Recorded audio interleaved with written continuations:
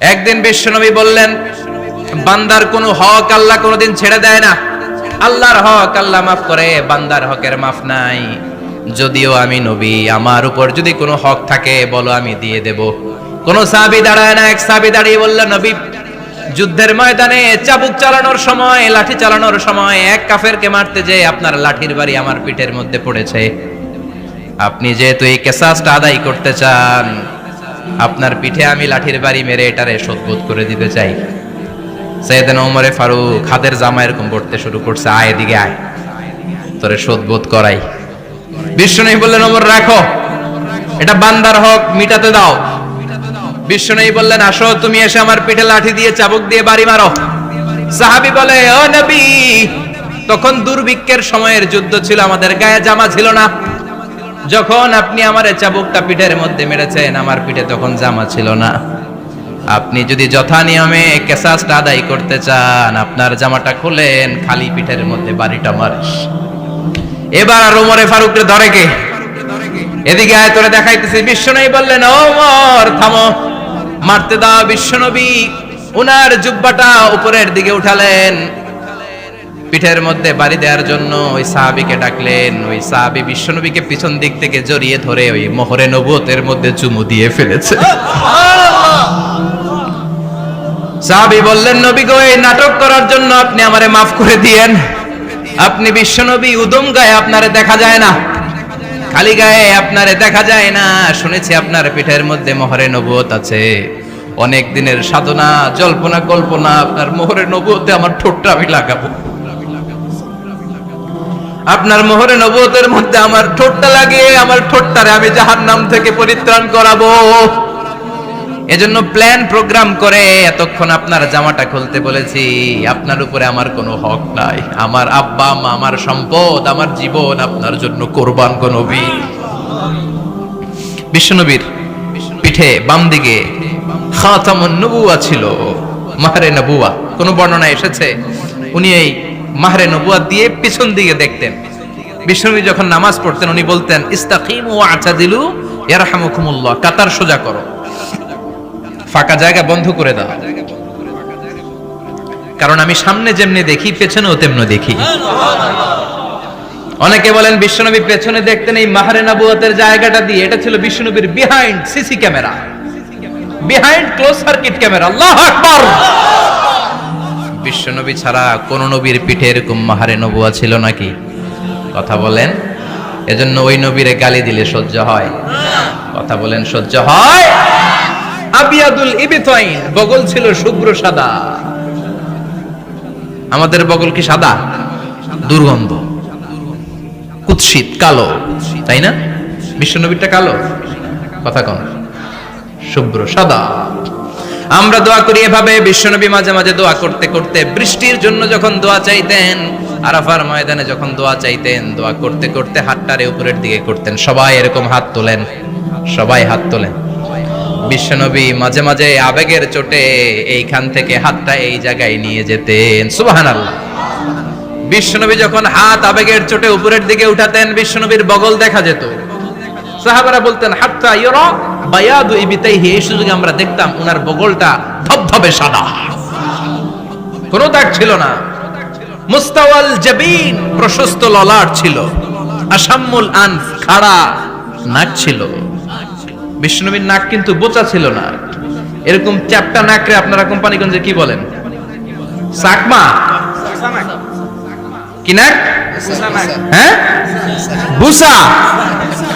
বিশ্বনবীর নাক এই চাকমা স্টাইলে নাক ছিল না, খাড়া ছিল, খাড়া নাক ছিল। সুবহানাল্লাহ পড়ে। মুফাল্লিজুল আসনান, দাঁতগুলো ছিল পরিপাটি। বিশ্বনবীর দাঁতের দিকে তাকালে, বিশ্বনবীর হাসির দিকে তাকালে মনে হতো হাসিতে যেন মুক্তা ঝরে। বিশ্বনবী দেখতে কেমন ছিল আন্দাজ পাচ্ছেন না মোটামুটি? এই চমৎকার দেহটা নিয়ে যখন আয়নার সামনে দাঁড়াতেন, বিশ্বনবী জোস জোস পোজ দিতেন না। এখনকার ছেলেপেলেরা বলে আয়নার সামনে দাঁড়াইয়া দেই জোস জোস পোজ, আছে না নাই? বিশ্বনবী জোস জোস পোজ দিতেন না। বিশ্বনবী আয়নার সামনে দাঁড়িয়ে বলতেন, আল্লাহুম্মা হাসানতা খালকি ফাহসিন খুলুকি ও আল্লাহ, আমার চেহারাটা যেমনি আপনি সুন্দর বানিয়েছেন, আমার হৃদয়টারেও সুন্দর করে দেন। What a attitude, what an attitude! কি অ্যাটিটিউড ছিল ওনার! আমরা আয়নার সামনে সেজে পড়ে দাঁড়ালে চুলকে সাইজ করি, পাং করি, স্টাইল করে, ডিজাইন করি। বিশ্বনবী সুন্দর চেহারাটা নিয়ে যখন আয়নার সামনে দাঁড়াতেন, বলতেন, আল্লাহ, আমার চেহারাটা যেমনি সাদা, হৃদয়টারও সাদা করে দেন। কিছু মানুষ আছে চেহারা সাদা, হৃদয় কালো, আছে না নাই? কিছু মানুষ আছে চেহারাটা কুচকুচে কালো, অন্তরটা সাদা, এমন মানুষও আছে না নাই? বিশ্বনবীর ভেতরও সাদা, বাহিরও সাদা। সুবহানাল্লাহ। আর এই সুন্দর সাদা দেহ নিয়ে আয়নায় দাঁড়িয়ে পড়তেন, আল্লাহ, চেহারা যেমনি সুন্দর, চরিত্রটাও সুন্দর করে দেয়। এজন্য আয়নার সামনে দাঁড়িয়ে এই দোয়ার দরকার আছে না নাই? পড়তে রাজি আছেন? মনে থাকবে না মাহফিল শেষ ভুলে যাবেন? মনে থাকবে? আয়নার সামনে আপনি যখন দাঁড়াবেন, আপনার স্ত্রী যখন দাঁড়াবে, আপনার বাচ্চারা যখন দাঁড়াবে, বলে দিবেন, বাবা, আয়নার সামনে দাঁড়ানোর দোয়া পড়ো। কত অসাধারণ দোয়া! পড়েন আওয়াজ করে আমার সাথে, আল্লাহুম্মা হাসানতা খালকি ফাআহসিন খুলুকি, আল্লাহুম্মা হাসানতা খালকি ফাআহসিন খুলুকি। এর মানে, আল্লাহ, আমার চেহারাটা করেছো সুন্দর, আমার আচরণ, আমার চরিত্রটাও সুন্দর করে দাও। চিৎকার করে পড়েন আমিন। তাহলে বিশ্বনবীর ব্যাপারে তিনটা কথা আমরা শুনবো বলেছিলাম, প্রথমটা শুনে ফেলেছি। মানে উনি দেখতে কেমন ছিল, উনি দেখতে কেমন ছিল, এর মধ্যে আমাদের আমলের কিছু নাই, শুধু বর্ণনা করা আর শোনা আর বিশ্বনবীকে ভালোবাসা, ঠিক কিনা? কারণ উনার না খাড়া, আমার তো খাড়া নাও হইতে পারে। উনি সুন্দর, আমি তো শ্যামলা হইতে পারি, কারণ এটা আল্লাহর দেয়া পরীক্ষা, ঠিক কিনা? দ্বিতীয় পয়েন্ট থেকে আমাদের আমল শুরু। দ্বিতীয় পয়েন্ট ছিল বিশ্বনবীর আচরণগত বৈশিষ্ট্য। আমার নবীর বিহেভিয়ার কেমন ছিল, কন্ডাক্ট সিস্টেম কেমন ছিল, ম্যানার কেমন ছিল, মানুষের সাথে কমিউনিকেশনটা কেমন ছিল, ব্যবহারিক জীবনটা কেমন ছিল, এগুলো আমল করার দরকার আছে না নাই? কষ্ট হচ্ছে? কষ্ট হচ্ছে? মনোযোগ আছে তো? মনোযোগ আছে না গেছে? আমরা এবার শুনবো বিশ্বনবীর আচরণ কেমন ছিল। বিশ্বনবী যখন রাস্তা দিয়ে হাঁটতেন, ইয়ামশি হাউনান, বিনয়ের সাথে হাঁটতেন। ইয়ামশি হাউনান, রহমানের বান্দারাও বিনয়ের সাথে রাস্তা দিয়ে হাঁটে, ঠিক কিনা? ওয়া ইবাদুর রাহমানিল্লাযীনা ইয়ামশুনা আলাল আরদি হাওনান ওয়া ইযা খাতাবাহুমুল জাহিলুনা ক্বালু সালামা। রহমানের বান্দারা যখন রাস্তা দিয়ে হাঁটে, বিনয়ের সাথে হাঁটে, তারা অহংকার প্রদর্শন করে না, মানুষের সাথে বিনয়ের সাথে রাস্তা দিয়ে হাঁটে। এজন্য রাস্তা দিয়ে যখন হাঁটবো, বিনয়ের সাথে হাঁটবো। রাজি আছেন তো? নাকি অহংকার প্রদর্শন করে হাঁটবেন? বিশেষ করে যুবকেরা, 3-4 জন যুবক একসাথে হলে রাস্তায় ওদের আর কারো হুঁশ জ্ঞান থাকে না, পুরো দুনিয়াটাই মনে হয় দুনিয়াটাই আমার, আছে না নাই? না, মুরব্বীকেও সম্মান করবা, মহিলাদেরকে সম্মান করবা, তোমার জায়গায় তুমি হাঁটবা, ভদ্রভাবে হাঁটবা। ভদ্রভাবে হাঁটার দরকার আছে না নাই? উনি মুরব্বী, একদিন উনিও তোমার মতো যুবক ছিল, ঠিক কিনা? এই যে আমার কালো দাড়ি, আজীবন কালো থাকবে? কথা বলেন। উনার সাদা দাড়ি, ছোটবেলায় মনে সাদা দাড়ি নিয়ে আসছিল না? হ্যাঁ, উনিও একদিন তাগড়া যুবক ছিল, উনিও কোম্পানিগঞ্জ বাজারে দাঁড়ালে লোকজন তাকিয়ে থাকতো, ঠিক কিনা? তার মানে রং ধরা যৌবন জং ধরে শেষ। যৌবন সব সময় থাকে না, সার্টেন একটা পিরিয়ডের জন্য আল্লাহ দিয়েছে। এজন্য যুবক ভাইরা, তোমাদের রক্ত গরম, তোমাদেরকে বিনয়ী হতে হবে বেশি, ঠিক কিনা? রাজি আছো তো সবাই? বিশ্বনবী বিনয়ের সাথে হাঁটতেন। ওয়াকানা ইয়াতাবাসসাম, সবসময় মুচকি হাসতেন। কি করতেন? মুচকি হাসেন তো আপনারা? হাসেন না? মুচকি হাসবেন, কারণ মুচকি হাসতে পয়সা লাগে না। লাগে? মুচকি হাসি দেন তো একটা। এই যে সবার এখন মুচকি হাসি, পয়সা লাগছে? কথা কর। তাবাসসুমুকা ফি ওয়াজহি আখিকা সাদাকা, you smile to your brother, it's a charity. তুমি তোমার ভাইয়ের দিকে তাকিয়ে যে মুচকি হাসবে, এত সদকা দেওয়ার সওয়াব হয়ে যাবে। বিশ্বনবী সব সময় মুচকি হাসতেন। হাসি 3 ধরনের, তাবাসসুম, দিহক, কাহকাহা। কাহকাহা মানে অট্ট হাসি, আলিফ লাইলার দত্তরা যেমন হাসি দেয়, ওই হাসি। এটা নামাজের মধ্যে কেউ দিলে নামাজও শেষ, ওযুও শেষ। আর দিহক, হালকা আওয়াজে হাসি, সামান্য দাঁত দেখা যায় মাঝে মাঝে। বিশ্বনবী মজা করে এরকম হাসি দিতেন, কিন্তু সব সময় বিশ্বনবীর ঠোঁটের মধ্যে মুচকি হাসি লেগেই থাকতো। তাহলে আমরা বিনয়ের সাথে হাঁটবো, নাম্বার 1। নাম্বার 2, সবসময় মুচকি হাসবো। রাজি আছেন? ঘরে যেই স্ত্রীকে একটা মুচকি হাসি দিবেন, আজকে রাতেই দিবেন, যেই একটা মুচকি হাসি। রাজি আছেন? হ্যাঁ, ভালোবাসা বাড়াই দিবে কে? কথা কয় না। ভালোবাসার কথা আসলে আওয়াজ কমে যায়। ভালোবাসার কথাও কোরআনে আছে না নাই? আল্লাহু আকবার। আল্লাহ দাম্পত্য জীবনের ভালোবাসা তুমি বাড়িয়ে দাও। ইদাল তাফাতা ইলতাফাতা জামিআন। এই দুই একজন ওঠা বসা করতেছে কেন? ওঠা বসা করা যাবে না, বসেন। আর অল্প কয়েক মিনিট কথা বলবো। এখানে তো অনেক বিশৃঙ্খলা, আমি তো বলতেছি না কিছু, অনেক বিশৃঙ্খল হয়ে গেছে মাহফিলটা। ওঠা বসা করা যাবে না, বসেন। 2-4 মিনিট কথা বলে আমরা একসাথে বিদায় নিব। কারণ এই মাহফিলগুলোর একটা সৌন্দর্য আছে, আপনি ওঠা বসা করলে সৌন্দর্যটা নষ্ট হয়। আপনি কি মনে করছেন শুধু এই মিডিয়া কর্মীরাই ভিডিও করে, ফেরেশতাদের ভিডিও নাই? আছে। ওয়া কুল্লা শাইইন আহসাইনাহু ফি ইমামিম মুবিন। ফেরেশতাদের ভিডিও ক্যামেরার নাম ইমামুম মুবিন। সুবহানাল্লাহ পড়েন। এই ইমামুম মুবিন নামক ক্যামকর্ডার, এটা দিয়ে তারা রেকর্ড করে নিয়ে যায়। এজন্য ওঠা বসা করলে এটা সুন্দর লাগবে। কথা বলেন। আর উঠবেন কেউ? আর কয়েক মিনিট কথা বলবো, আমরা কেউ উঠবো না ইনশাআল্লাহ। পড়েন। ইদাল তাফাতা ইলতাফাতা জামিআন। বিশ্বনবীর যদি ডানে বায়ে কোথাও তাকানোর দরকার হতো, উনি আর চোখে তাকাতেন না। অনেকে এইভাবে বসে আছে, ডানে এমনে তাকায়, এমনে আছে না নাই? এইভাবে এমনে তাকায়, আছে না নাই? এভাবে তাকানো যাবে না। বিশ্বনবী ডানে তাকানোর দরকার হলে ইলতাফাতা জামিআন, অ্যাবাউট টার্ন, ঘুরে যেতেন, ঘুরে এইভাবে তাকাতেন। আবার বায়ে তাকানোর দরকার হলে বুকটা নিয়ে, শরীরটা নিয়ে ঘুরে যেতেন, এইভাবে তাকাতেন। সুবহানাল্লাহ পড়বেন না? আর চোখে তাকানো কি ভালো স্বভাব? বিশ্বনবী ইদাল তাফাতা ইলতাফাতা জামিআন, যেদিকে তাকাবেন ওদিকে ফুললি মনোনিবেশ করতেন, তারপরে তাকাতেন। সুবহানাল্লাহ পড়েন। ওয়া কানা মুস্তাহিয়ান, লাজুক ছিলেন, বেশ লাজুক। এখন সমাজে লাজুকতা নাই, লাজ শরম আমরা হারাতে বসেছি, ঠিক কি না? বিশ্বনবী আসাদ্দু হায়াআন মিনাল আযরা ফি খিদরিহা, যেই মেয়েদের বিয়ে হয় নাই, এমন ভার্জিন নারী, কুমারী নারী যারা পর্দার ভেতরে অনেক লাজুক হয়ে বসে থাকে, বিশ্বনবী পর্দার আড়ালে ওই কুমারী নারীদের চাইতেও বেশি লাজুক ছিলেন। এত লাজুক ছিলেন, এত লাজুক ছিলেন, লজ্জা পেলে চেহারাটা বিশ্বনবী লাল হয়ে যেত। ছোট্টবেলায় হালিমাতুস সাদিয়ার বাড়িতে যখন দুধ খেতে গিয়েছিলেন, বিশ্বনবীর দুধ মা হালিমাতুস সাদিয়া বলে, এই কুরাইশি মুহাম্মদ ছেলেটাকে কখনো কাঁদতে দেখি নাই। ক্ষুধা লাগলেও কাঁদে না, ব্যথা পেলেও কাঁদে না, শুধু লজ্জাস্থানের জায়গা থেকে কাপড়টা একটু সরে গেলে ছোট্ট মুহাম্মদ চিৎকার দিয়ে ওঠে। কি বুঝে সে? ক্ষুধা লাগলেও কাঁদতো না, ব্যথা পেলেও কাঁদতো না, লজ্জাস্থানের জায়গা থেকে কাপড় সরে গেলে বিশ্বনবী চিৎকার দিয়ে উঠতেন। সুবহানাল্লাহ পড়েন। এজন্য লজ্জা শরমের দরকার আছে না নাই? ইযা লাম তাস্তাহি ফাসনা মা শিতা। যদি লজ্জা শরম না থাকে, যা মন চাই তাই করতে পারো। এটা আমাদের বাংলাদেশে ব্যাপক। লাজ শরম কিচ্ছু নাই, যে যেটার যোগ্য না সে সেইটা করতে যায়, ঠিক কি না? এই যে হিরো আলমের মনোনয়ন নিয়ে টানাটানি, কোন লজ্জা শরম আছে? আমার যোগ্যতা থাকতে হবে না? আমাকে রাজনীতি জানতে হবে না?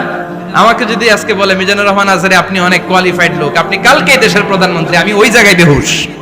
কারণ আমার নাই কোনো রাজনৈতিক জ্ঞান, নাই কোনো ডিপ্লোম্যাটিক জ্ঞান, নাই কোনো কূটনৈতিক জ্ঞান, এই কাজ আমার নয়। এজন্য লাজুকতার বড় দরকার। যেখানে যার বসা দরকার সে সেখানে যাবে। কিয়ামতের আগে যেই লোক যেই চেয়ারে বসার দরকার ওই লোক ওই চেয়ারে বসবে না। এটা হলো কিয়ামতের আলামত। জোরে কোন ঠিক কিনা? সভাপতি হওয়ার যোগ্যতা নাই, সভাপতি হয়, আছে না নাই? সেক্রেটারি হওয়ার যোগ্যতা নাই, সেক্রেটারি হয়, এরকম সমাজে আছে না নাই? নেতা হওয়ার যোগ্যতা নাই, নেতা হয়, আছে না নাই? সবগুলো কিয়ামতের আলামত। আমার বিশ্বনবী এমন লাজুক ছিলেন, বিশ্বনবীর মতো এমন লাজুক নবী আর কেউ ছিল নাকি? কথা বলেন। ওয়া কানা আসহাবুল মাইমানা, বিশ্বনবী ডানপন্থী ছিলেন। কি পন্থী? কি পন্থী? মুষ্টিবদ্ধ ডান হাতটাকে এরকম উপরের দিকে করেন আর চিৎকার করে বলেন, বিশ্বনবী কোন পন্থী ছিল? আমরা কোন পন্থী? জান্নাতে কারা ঢুকবে? কোন বামপন্থীর স্থান জান্নাতের ভেতরে হবে? চিৎকার করে বলেন, কোন নাস্তিক জান্নাতে ঢুকতে পারবে? এজন্য নবীদের মতো ডানপন্থী হতে হবে। জোরে কোন ঠিক কিনা? বিশ্বনবী সব ভালো কাজগুলো ডান দিক দিয়ে করতে পছন্দ করতেন। জামা পরলে ডান দিক দিয়ে, খাবার বিতরণ করলে ডান দিক দিয়ে, মুসাফা করা শুরু করলে ডান দিক দিয়ে ভালো কাজ বিশ্বনবী পছন্দ করতেন। সুবহানাল্লাহ পড়েন। আসহাবুল মাইমানা, বিশ্বনবী মেহমানদারি করতে পছন্দ করতেন। আমরা করি তো? মেহমানদারি করান? মেহমান ঘরে আসলে ভালো লাগে? খারাপ লাগে কার কার দেখি? সবার ভালো লাগে, কিন্তু আমরা অনেকে খুশি হই না। মেহমান আসলে নাখোশ হই, নিজেই খাইতে পাই না। মেহমান আইছে কে? খাওয়ামু কইতে, খাওন নাই, যেন ও খাওন বানাইছে। খাওন পাঠায় কে? রিজিক দেয় কে? গোটা বিশ্বের সবাই মিলে আমরা একটা চাল বানাতে পারবো নাকি? ও মিয়া চাইনিজ চাউল না, চাইনিজ ডিম না, ওগুলা সবাই পারে, ঠিক কিনা? আল্লাহর বানানো ন্যাচারাল চাল, গাছের মধ্যে হওয়া যেই চাল, ধান আল্লাহ তৈরি করেছে, এরকম ধান, এরকম একটা পেয়ারা, এরকম ছোট্ট একটা কমলার টুকরা গোটা বিশ্বের সবাই মিলে বানাতে পারে নাকি? এজন্য রিজিকের মালিক কে? মেহমান আপনার রিজিকে ভাগ বসাতে আসে না, সে তো তার রিজিক নিয়ে আসে, সে আর এসে আপনার রিজিকে বরকত ঢুকিয়ে দিয়ে যায়। চিল্লা এখন ঠিক কিনা? কারণ আমরা বরকতে বিশ্বাসী। বরকত বিশ্বাস করেন? 5 লাখ টাকা মাসে কামায়, ডাইন হাতে বা হাতে, আছে না নাই? হালাল হারাম ইচ্ছা মতো কামায়, মাস শেষে কিচ্ছু থাকে না, এরকম ডাকাইত আছে না নাই? হসপিটালের একটা বিল পরিশোধ করতে 3 লাখ চলে যায়, ঋণের বোঝায় জর্জরিত, রাতে ঘুম নাই, তার মানে বরকত নাই। আরেকজনের বেতন 20,000, কয় হাজার? বাড়ি ভাড়া 6,000, বাজার খরচ 6,000, ছেলে মেয়ের স্কুলের বেতন 6,000, বেড়ায় দান করে আরো 1,000, আরো থাকে। সুবহানাল্লাহ পড়েন। দিস ইজ কল্ড বারাকা। 20,000 এর বেতনের ভিতরে বারাকা ছিল। 5 লক্ষ ইনকাম, 1 টাকাও নাই, ঠিক কি না? এজন্য কোটি টাকার মালিক দেখলে মনে করবেন না অনেক সুখ। এই দুনিয়ার জীবনটা ধোঁকা, মোহাচ্ছন্ন হয়ে আছি আমরা। এটা ধোঁকা, এটা মরিচিকা, এটা চাকচিক্যময় একটা জায়গা। মৃত্যুর পর মনে হবে একটা দুঃস্বপ্ন ঘটেছিল আমার, বিশাল এক জগৎ পড়ে আছে সামনে। দুনিয়াটাই ধোঁকা, দুনিয়াটাই মোহের জায়গা, আমরা সবাই মোহাচ্ছন্ন হয়ে আছি। দুনিয়ার উদাহরণ হলো 3টা লাশ আর 4টা স্বর্ণের টুকরার সমান। 3 জন যুবক কাজের জন্য বেরিয়েছে, পথিমধ্যে 4টা স্বর্ণের টুকরা পেয়েছে। যুবক কয়টা? স্বর্ণ পাইছে কয়টা? মহা খুশি, খুশিতে বাকবাকুম, 4টা স্বর্ণের বড় বড় টুকরা পেয়েছে। আমরা আজীবন খেলে বসে খেয়ে যেতে পারবো, কিচ্ছু লাগবে না আমাদের। 3 বন্ধু বলে ভাগ করি, আরেকজন বলে ক্ষুধা লাগছে। একজন যা বাজার থেকে রুটি কিনে নিয়ে আয়, খাওয়ার পরে ভাগ করবো। একজন রুটি কিনতে গেল, শয়তান 2টারে বুঝায়, ওইটারে মারতে পারলে ভাগ বটোয়ারা সহজ হবে। তোরা 2 জন স্বর্ণ 4টা, তুই নিবি 2টা, ও নিবে 2টা। হিসাব সহজ না? 2 বন্ধু প্ল্যান করছে, ওইটারে মাইরা তুই 2টা, আমি 2টা। যেটা রুটি আনতে গেছে প্ল্যান করেছে, রুটির মধ্যে বিষ মিশায় নেই। কি মিশাবো? বিষ। তাহলে বিষ খাওয়া রুটি খেয়ে ওই 2টা সে সব পাবে, আমি পাবো। ভাগাভাগির কিছু নাই, সব যাবে আমার কাছে। 4টা স্বর্ণের টুকরার মালিক আমি। রুটির মধ্যে বিষ মেখে নিয়ে এসেছে, ওই 2 বন্ধু প্ল্যান অনুযায়ী ওইটারে ধরে মেরে ফেলছে। এবার মহা খুশি। এক বন্ধু কয়, এবার তো ভাগ বটর আর কিছু নাই, তুই 2টা, আমি 2টা, আগে খাইয়া লই। আগে খাওয়ার পরে এই 2টাও নাই। 3টা লাশ, 4টা স্বর্ণের টুকরা। এটাই তো দুনিয়ার জীবন, ঠিক কিনা? আসল জীবন কবর থেকে শুরু হবে, কোন ঠিক কিনা? একদিন মাটির ভেতরে হবে ঘরে মন আমার, কেন বাঁধো দালান ঘরে মন আমার, কেন বাঁধো দালান ঘর, ঠিক কিনা? দুনিয়ার জীবন আসল জীবন না, এটা মরিচিকা, এটা ধোঁকা, এটা মোহ, এটা শয়তানের চাকচিক্য। আসল জীবন কবরের জীবন। আসল জীবন সামনে পড়ে আছে, জন্য বরকতে বিশ্বাস করি আমরা, ঠিক কিনা? ল্যান্ড ক্রুজার দাপিয়ে বেড়ায়, বড় বড় টাওয়ারের মালিক, অনেক সম্পদের মালিক। এটা দেখেই মনে করবেন না অনেক সুখে আছে, ঘরে যেয়ে দেখেন কোনো সুখ নাই, ঠিক কিনা? সাধারণত টাকা যার বেশি, দুঃখ তার বেশি, টাকা যার কম, সুখ তার বেশি। সুবহানাল্লাহ পড়েন। আল কানাআতু মিনাল ইসলাম। এজন্য আমার শ্রমিক ভাইয়েরা, আপনাদের এক পা জান্নাতে এমনি ঢুকে আছে। নামাজ পড়বেন, মা বাবার খেদমত করবেন, ইসলামের নিয়মগুলো মানবেন, দ্বিতীয় পাটাও জান্নাতে ঢুকায় দিবে কে? আর যারা কোটি কোটি টাকার পাহাড় বানিয়েছে, ওদের হিসাবের ফিরিস্তি অনেক বড়। বিশাল বাড়ির মালিক, ল্যান্ড ক্রুজার চালায়, সাবরোলেট চালায়, পোরশে, ফারারে, ল্যাম্বরগিনি চালায়, আছে না নাই? ঘরে সুখ নাই, রাতে ঘুম নাই, টেনশন আর টেনশন, 4টা ট্যাবলেট খেয়ে আধা ঘন্টা ঘুমাতে পারে না, এরকম ধনী আছে না নাই? সব ধনীরা আবার এক পাল্লায় মাইপেন না। হালাল পন্থায় মাথার ঘাম পায়ে ফেলে যেই ধনী ব্যবসায়ীরা বড় লোক হয়েছে, ওদের ঘরে ঠিকই শান্তি আছে। তার মানে টাকা যার বেশি, ওষুধ তার বেশি, কিচ্ছু খেতে পারে না। দেখবেন ধনীদের খাবারের ডায়েটে থাকে ভেজিটেবলস আইটেম, ঠিক কিনা? এমনি হজম হয় না, আবার ডাক্তারের কাছে গেলে বলে কিচ্ছু খাবেন না, খালি ঘাস খাবেন। কি খাবেন? মানে ভেজিটেবল খাবেন, সবজি খাবেন তো সুস্থ থাকবেন, আছে না নাই? ঘুম নাই, শান্তি নাই। এই যে কোম্পানিগঞ্জ বাজারের যারা কুলি মজুর শ্রমিক, এদের ঘুমে ঝামেলা আছে? কথা বলেন। ধনী পয়সাওয়ালা কোটিপতি, সে ঘুমের ট্যাবলেট খায়। ঘুমের জন্য যে ট্যাবলেট লাগে রিকশাওয়ালা ওইটাই জানে না, ঠিক কিনা? 1000 কোটি টাকার মালিক হলে বাড়ি কিনা যায়, গাড়ি কিনা যায়, সুখ কিনা যায় না। কোম্পানিগঞ্জ বাজারে সুখ বিক্রি হয় এমন দোকান আছে নাকি? কথা কন, একটাও নাই। কি করলেন আপনারা? সুখের দোকান দিতে পারলেন না? কি আজীব তামাশা! টাকা দিয়ে সুখ কিনা যায় না, গাড়ি কিনা যায়, বাড়ি কিনা যায়, কিন্তু সুখ নো ওয়ে, কেনা যায় না। টাকা হলে জাজিম কিনা যায়, বালিশ কিনা যায়, ঘুম কিনা যায় না। ঘুম কিনা যায়?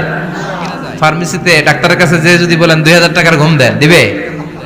ডাক্তার কি বলবে? ধুর মিয়া, আমারই ঘুম আসে না, তোমারে আমি ঘুম বিক্রি করব। আচ্ছা না নাই?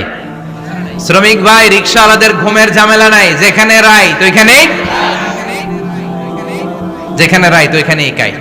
ওর মাথা লাগতে দেরি বিছানায়, নাক ডাকতে দেরি হয়, ওর নাকের ডাকের আওয়াজে ট্রাকের ইঞ্জিনও ফেল, ঠিক কিনা? এজন্য আমরা বরকতে বিশ্বাসী। অল্প খাবো, অল্প পড়বো, অল্প জমাবো, অল্পের ভেতর বরকত দিয়েছে কে? এজন্য মেহমান আসলে বিশ্বনবী খুশি হতেন, আমরাও মেহমান আসলে খুশি হব। রাজি আছি না নাই? সবাই রাজি? মেহমানদারি করাবেন তো? এরপরে বিশ্বনবী ইনসাফ করতেন। কি করতেন? ইনসাফ করতেন। বিচার করার সময় বিশ্বনবী ইনসাফ করতেন। গোটা বিশ্বকে ইনসাফ শিখিয়েছেন বিশ্বনবী। আমাদের দেশেও তো ইনসাফ হয় না? হাইকোর্টে, সুপ্রিম কোর্টে, গ্রাম্য সালিশে আছে, আছে। আহকামুল হাকিমিনের দরবারে সবগুলো বিচার আবার বসবে। চিল্লায় বলেন ঠিক কিনা? অমিয়া দুনিয়াতে বিচারপতি বিচারের রায় দেয়, ওই বিচারপতিরও বিচার আছে না নাই? সবচেয়ে বড় বিচারপতির নাম কি? বিশ্বনবী ইনসাফ করে গোটা বিশ্বকে দেখিয়ে গেলেন কেমন করে বিচার করতে হয়। বিশ্বনবীর কাছে কখনো বিচার আসলে বিশ্বনবী দুই পক্ষের কথা শুনে রায় দিতেন। পড়েন সুবহানাল্লাহ। সব সময় দুই পক্ষের কথা শুনে রায়। এখন কি দুই পক্ষকে সমান প্রিভিলেজ দেয়া হয়? কথা বলেন। কারণ কোরআন দিয়ে বিচার হয় না। কোরআন দিয়ে বিচার হোক আমরা চাই কি চাই না? আমার সংসদ ভবনের ভেতরে কোরআনের আইন দিয়ে সংসদ ভবন কায়েম হোক আমরা চাই কি চাই না? সেনাবাহিনীর ভেতরে দরবার হলগুলোতে যখন আলোচনা বসে কোরআন মাঝখানে থাকবে, চিল্লায় বলেন ঠিক কিনা? দেশের সবগুলো ক্যান্টনমেন্টের ভেতরে কোরআন থাকার দরকার আছে না নাই? সবগুলো আদালতের ভেতরে কোরআন থাকার দরকার আছে না নাই? কোরআনের আইন অনুযায়ী আমার দেশের সব নিয়ম কানুন চলবে আমরা চাই কি চাই না? এই কোরআনের আইনের বিরুদ্ধে যদি কোনো আইন পাশ করা হয়, আমরা ওই আইনের বিরুদ্ধে চিৎকার করে বলেন ঠিক কিনা? আমরা এই কোরআনের জন্য সব বাজি রাখতে রাজি আছি। আমরা জীবন বাজি রাখতে রাজি আছি। আমরা দেহের তাজা রক্ত বিলিয়ে দিতে রাজি আছি। জোরে বলেন ঠিক কিনা? কোরআনের জন্য কে কে ময়দানে থাকতে রাজি আছেন? হাত উঁচু করে আল্লাহর দেখা।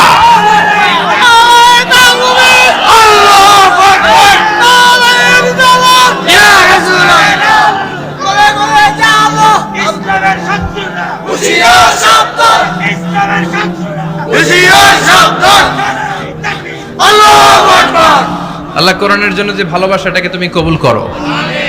আমরা যেন দেখে যেতে পারি যে এই দেশে কালেমার পতাকা পতপত করে উড়েছে। আমরা যারা ইসলামের পক্ষে, এটাই আমাদের অপরাধ। আমরা ইসলামকে একটা বিজয়ী শক্তি হিসেবে দেখতে চাই। আমরা ইসলামকে পার্লামেন্টের ভেতরে দেখতে চাই। আমরা কালিমার পতাকা পতপত করে উঠছে এটা দেখে যেতে মরতে চাই। চিল্লায় বলেন ঠিক কিনা? বিশ্বনবী ইনসাফ শিখালেন। বিচার আসলে দুই পক্ষের কথা শুনতেন। বিশ্বনবীর স্ত্রী সাউদা এসে বলে, নবী, আমি আপনার কুমারী বউ আয়েশার ঘরে তরকারি নিয়ে গিয়েছিলাম, ঝোল নিয়ে গিয়েছিলাম, কোন বর্ণনায় পায়েস নিয়ে গিয়েছিলাম। তরকারি দেওয়ার পরে আপনার স্ত্রী রেগে বলে, তরকারি দিলা কেন? আমি কি তরকারি রাঁধতে পারি না? আনলা কেন? রাগের চোটে তরকারির ঝোল নিয়ে পায়েস নিয়ে আমার গালের মধ্যে মাখিয়ে দিয়েছে আপনার বউ। আপনি তো শ্রেষ্ঠ বিচারক, ও নবী বিচার করে দেন। দুই বউয়ের মধ্যে ঝগড়া আছে না নাই? বিশ্বনবী সাউদার কথা শুনলেন, মা আয়েশাকে ডেকে পাঠালেন। মা আয়েশারে বললেন, ও আয়েশা, আসলে এমনটা করেছো নাকি? মা আয়েশা বলে, নবী, তখন আমার মেজাজটা বড্ড গরম ছিল, রাগের মাথায় ঝোল নিয়ে আমি সাউদার মুখে লাগিয়ে দিয়েছি। আসলে কাজটা ঠিক হয় নাই, আমারে ক্ষমা করেন। বিশ্বনবী দুইজনের কথা শুনে ঠান্ডা হয়ে বসলেন। সুবহানাল্লাহ। একজনের কথা শুনে রায় দেয় নাই, ঠিক কি না? দুইজনের কথা শুনে বিশ্বনবী বললেন, আমার আদালতের রায় হচ্ছে কিসাস, টিট ফর ট্যাট। যেমন করেছো তেমন, ঘুষি মারলে ঘুষি, গুতা মারলে গুতা, ঠেলা মারলে ঠেলা। আচ্ছা না নাই? সাউদাকে যেমনি তুমি পায়েস মাখিয়ে দিয়েছো, সাউদাও পায়েসের বাটি থেকে কিছু পায়েস নিয়ে আয়েশার গালে মাখো। সুবহানাল্লাহ পড়েন। সাউদাও বিশ্বনবীর রায় অনুযায়ী বাটি থেকে পায়েসের ঝোল নিয়ে মা আয়েশার গালের মধ্যে মেখে দিলেন। মা আয়েশা কি আর করবেন, হেসে দিলেন। সাইয়েদাতুনা সাউদাও হাসলেন, বিশ্বনবীও হাসলেন। আরশের উপর থেকে খুশি হয়ে গেল কে? আল্লাহ। এজন্য কোরআন দিয়ে যদি, কোরআনের নিয়ম দিয়ে যদি, বিশ্বনবীর শেখানো পন্থায় যদি বিচার হয়, ওই বিচারের মধ্যে ইনসাফ থাকবে, জুলুম থাকবে না। ওই বিচারের মধ্যে কোনো স্কাইপি কেলেঙ্কারি হবে না। আমাদের টেলিফোনের ফোনালাপ ফাঁস হয়ে যায়, স্কাইপি ফাঁস হয়ে যায়, অনেক ঝামেলা হয়ে যায়, আছে না নাই?